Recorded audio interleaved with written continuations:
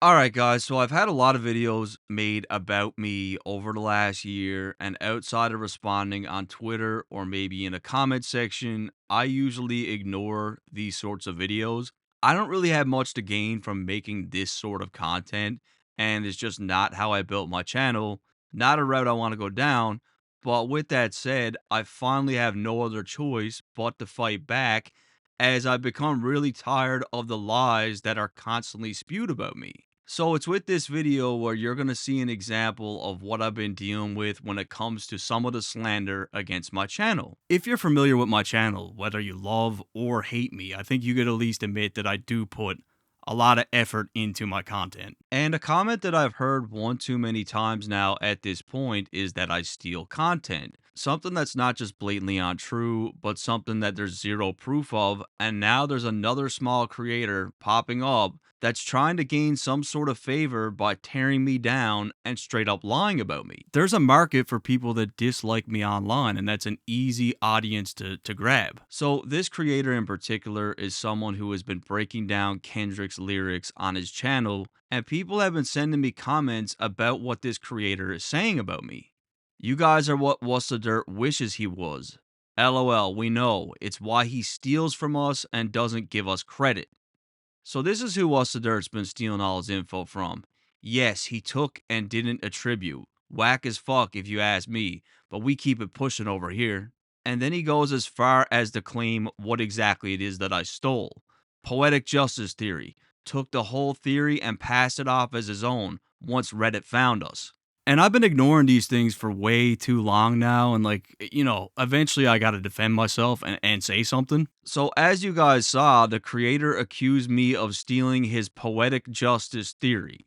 This was a video that he posted back in 2021 when he broke down a few things from the Kendrick and Drake beef. This theory was actually something that came on my radar during a live stream a few nights ago when my chat asked me to react to it. He says, I write poems in these songs dedicated to you. He's saying, I write for you. And then P.S., yes, postscript, but also Pak Shakur. But I can never right my wrongs unless I write them down for real. Because he doesn't write his own stuff and he's not being real. And their theory is absolutely ridiculous. Basically, their theory hinges on a conspiracy that Kendrick wrote Drake's verse on Poetic Justice, and that Kendrick wrote it so that Drake would diss himself. Anyone who watches my channel knows that I've never said anything like this, so I'm not sure why they're accusing me of stealing it. Anyways, because they posted their Drake Kendrick video in 2021, and my big Drake Kendrick video was posted in 2023, they're trying to act like they started this trend of breaking down the beef, which is absolute nonsense because, as you could see here, there were many creators that broke this down long before them. Then there's what they actually talk about in that 2021 video. Their breakdown is really basic and they only really talk about two things. They talk about the Club Paradise tour and they talk about this insane poetic justice theory. That's literally it. There's nothing else about the beef, nothing about the subliminals, nothing about interviews, no in-depth history.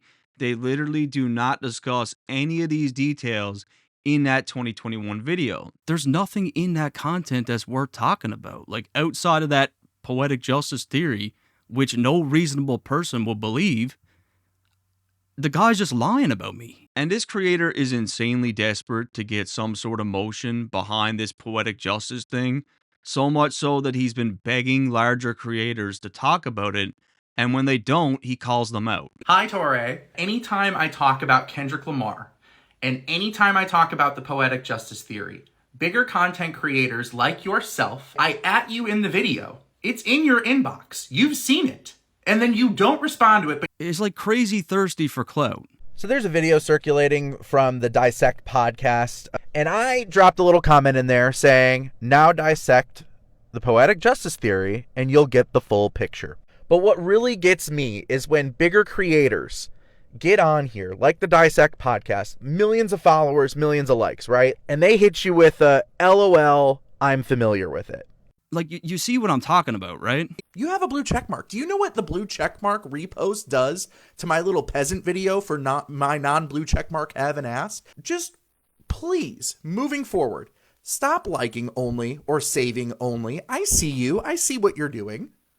Just start giving us the fucking repost, please. It's so entitled and pretentious. Like, the guy is desperate for attention. Either way, there's nothing, and I mean nothing, in this content for me to steal. And if you don't believe me, try to find something yourself, and good luck with that, because the guy is just straight up lying about my channel, accusing me of stealing a theory that I only heard about a few days ago, and I thought it was ridiculous. There's no way people are taking this serious, right?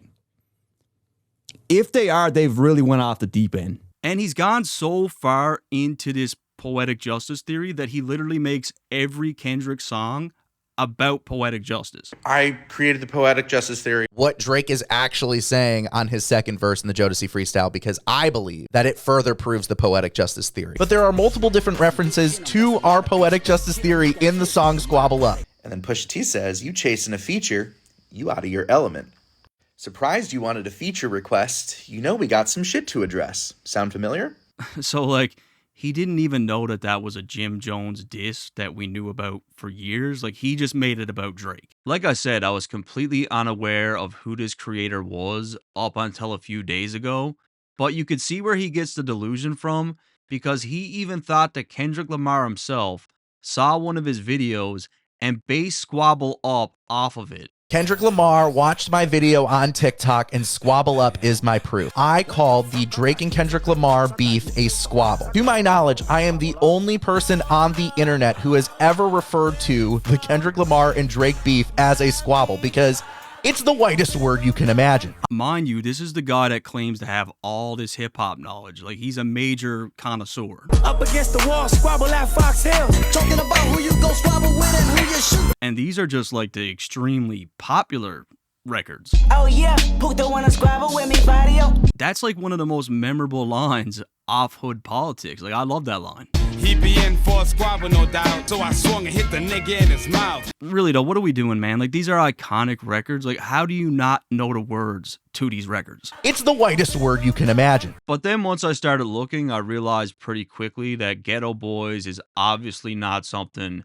that this guy will be familiar with. A fun fact about Taylor Swift that no one ever seems to really talk about. What do you think Post Malone smells like, Des? Go ahead, you're first. Harry Styles is doing a show in LA on Halloween, and it's called Harry Weed. It beats any fucking diss Beats that you can Eminem think of. and Machine Gun Kelly. Like, So like Logic, J. Cole, Kendrick Lamar, like those dudes to me are a tier above. Logic, eh? That's the first name you thought of was Logic.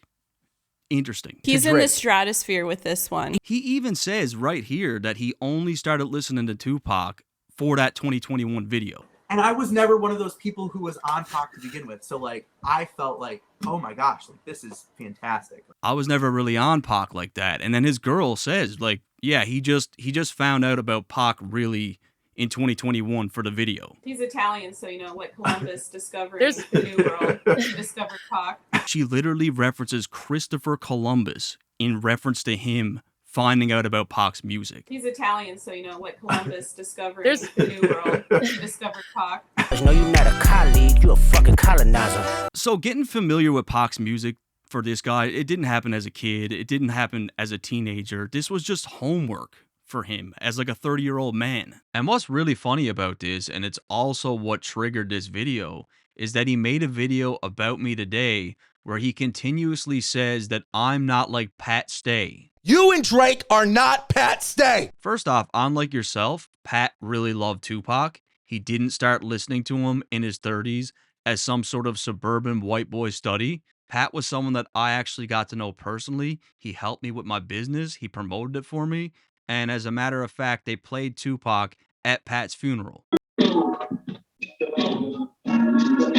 I'm sorry to break it to you, but Pat Stay, he would never in a million years fuck with someone like you. Then I even found out that he didn't include the Buried Alive track in his initial breakdown because he didn't even know it existed. We didn't catch the Buried Alive thing until Drake brought it up. When I found out that Kendrick Lamar had an entire feature by himself on Drake's album and he was saying the things that he was saying on that, it blew me away. Literally what I'm giving you right now is like specific examples, like hallmark signs of the definition of what an actual culture vulture is. Like, you keep calling me that.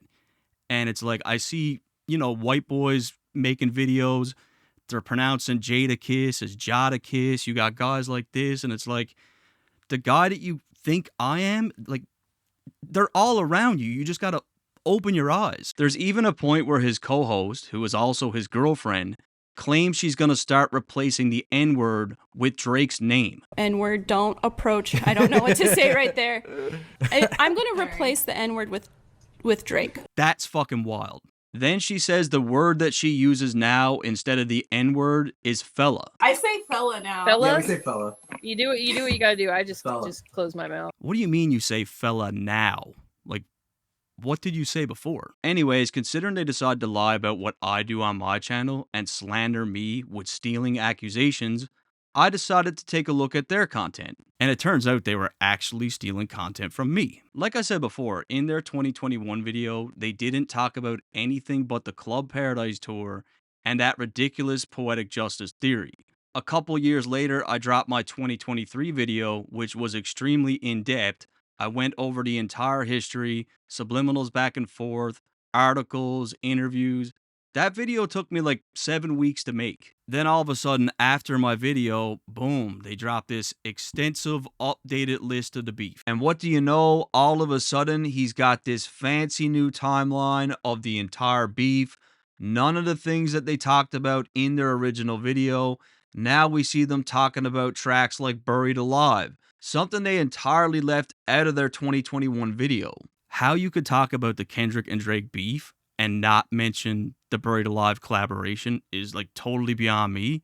But this guy's so disconnected from it, like he didn't even know that track existed. We also see that they've added a bunch of other details like the Marcellus Wiley comments from ESPN, something else that I showed in my video. And then there's even more. Even more recently, he updated his timeline again, and now he's added Jodeci Freestyle as being a diss, and I wonder who broke those details. Literally 6 weeks before, Drake said this. We moved to operation in Cali soon as the snow drop. I guess you stole that from me too, right? It's downright pathetic that we literally have documented proof of this creator tagging and begging larger creators because he's so desperate for attention, and now he's trying to use my name to spread lies because he knows that community doesn't like me. And he probably noticed all the other creators that, made negative content about me and how I didn't respond to it. So he kind of looked at this as like an easy lick. With that said, let me lead with some friendly advice because I've also had to learn over the years on YouTube. I understand being acknowledged for your theories is a great feeling in hip hop. There's no better feeling than being an outsider and getting embraced by the people of the culture. But you can't force your theories on people, and you can't get upset when people don't agree with them. A certain part of Kendrick's fan base will bite onto almost anything you throw at them, but the larger pro-Kendrick creators are not going to fall for it so easily. I hear you complaining that the big creators or mainstream media won't talk about your theories, and it's because they don't make any sense. Your Poetic Justice theory is a mess because it's a theory based on a theory that's based on a theory that's based on another theory. It's a total conspiracy that hinges on you assuming that Kendrick found out Drake didn't write his bars until the Club Paradise tour. Then you assume because of that he dissed Drake on the Heart Part 3. Then you assume that Kendrick wrote Drake's verse for Poetic Justice with zero evidence whatsoever. Then you do everything in your power to contort the lyrics of Drake's verse to turn it into a diss against Drake. From there, you claim Kendrick didn't reveal any of this into beef because Drake made him sign an NDA, another egregious assumption with zero evidence whatsoever. And lastly, I don't think you're doing Kendrick much favors with this theory because you make him look entirely obsessed with Drake, so much so that you claim he wrote his entire first 2 albums about Drake. According to them, To Pimp a Butterfly and Good Kid Mad City were all about Drake. Look, I don't want to be a dick, but I didn't steal anything from this creator, and I don't appreciate being treated like this. And look, I get it, you guys hate me, so you're probably gonna, side with this guy anyway, no matter what I say, but, I've let this shit go on way too long with my channel. And I blurred this guy's name edit a video because I know exactly what he's looking for, because it's obvious.